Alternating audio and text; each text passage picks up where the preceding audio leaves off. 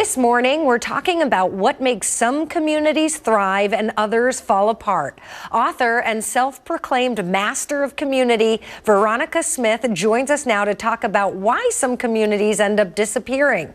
Good morning, Veronica. Good morning. We're so glad you're here. Let's start with the basics. What is a foundation necessary for an economy to thrive? Well, first and foremost, I would say that thriving economies begin with strong policies and strong leaders.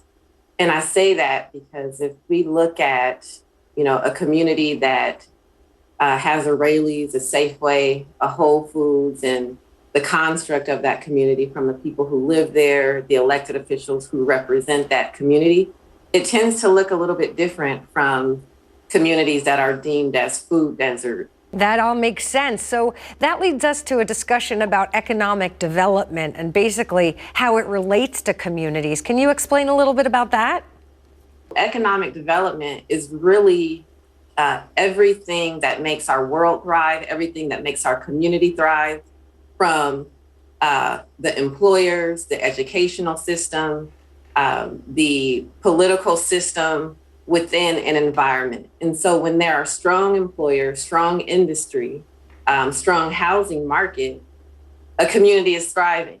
But on the other hand, you can just take a look around in some communities where the school systems are struggling, the transportation system, the infrastructure system is failing or doesn't really exist. That's where you can really use a baseline for saying, or for analyzing what economic development really is, because it is such a term that really goes over people's heads. Right, and it seems like maybe as a society in certain places in particular, we've gotten it wrong as it relates to building and sustaining healthy communities. Whose job is it to get these cities and communities back on track? I think as citizens, as residents of communities, we have to realize that we have a role to play. We have a significant role to play in making sure that our environments are up to par, that making sure that our communities are up to par for our children and our grandchildren. Right. Because oftentimes we point the finger at our mayor, our council member, our governor, and they only have so much power. There's only so many tools that they have in their small toolbox as it relates to correcting some of the things that we see that we don't like. And that's why people such as yourself are stepping up. What are you hoping people learn or walk away with after reading your book? What I really want to occur for those who read the book, or for those who are thinking about reading the book, is to really take a step back and say, wow, what is my role in helping to solve this problem?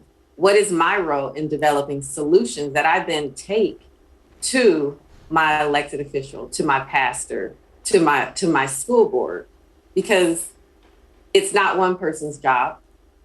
It's not two or three. It really takes a village. That may sound cliche, but when you're working in communities and you're trying to come up with solutions, it really becomes very profound that council member is not going to fix the problem in the community.